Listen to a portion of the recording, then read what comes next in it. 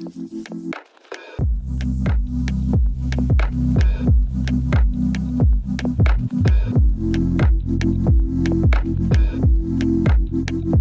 and welcome back to the channel. My name is Baris Alkis, and in this channel we talk about photography and filmmaking. In this video we're going to talk about the new MacBook Pro.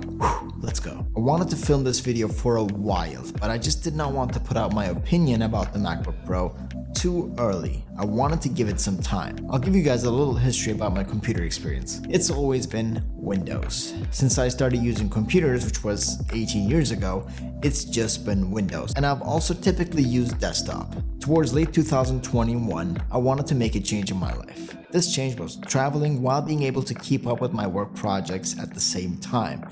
So I needed a laptop. However, as you guys know with desktop PCs, you can up the performance by doing upgrades, and usually sky is the limit. I needed an alternative that was going to let me work anywhere without sacrificing performance. So I researched and researched. Then at the same time, Apple announced the new 2021 MacBook Pros. After seeing the specs and what Apple promised, I felt I found the solution to my problem. This was going to let me work remotely without sacrificing the performance. When I buy a piece of gear or equipment, I ask myself two things. How is the performance?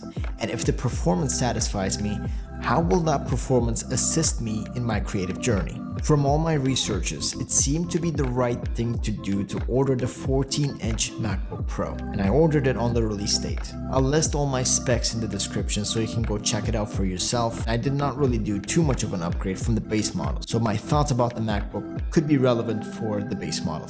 Okay, so performance. I'm extremely happy with the performance of my MacBook Pro. I typically edit heavy video files such as 10-bit 4K 400 megabits footage right from my Fuji X-T4. My projects are typically stacked with footage, like I'll have 3-4 tracks on top of each other when I do ramp ups or anything crazy. But this computer just plays the footage and cuts the footage, and it gives me full resolution with no hassle. I've spent similar amount of money on my desktop PC. It had a pretty decent graphics card and a processor, but the files were always too heavy for it.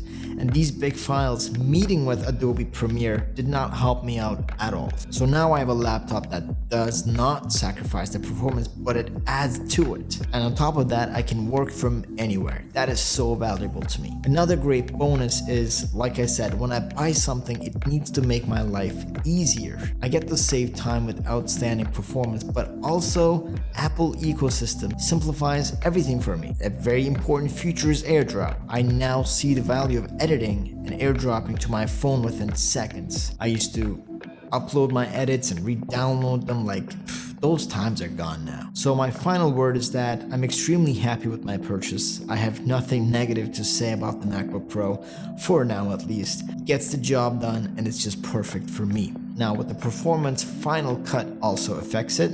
So my switch to Final Cut from Adobe Premiere Pro, it has been a bit of a transition and it will take some time to get used to it.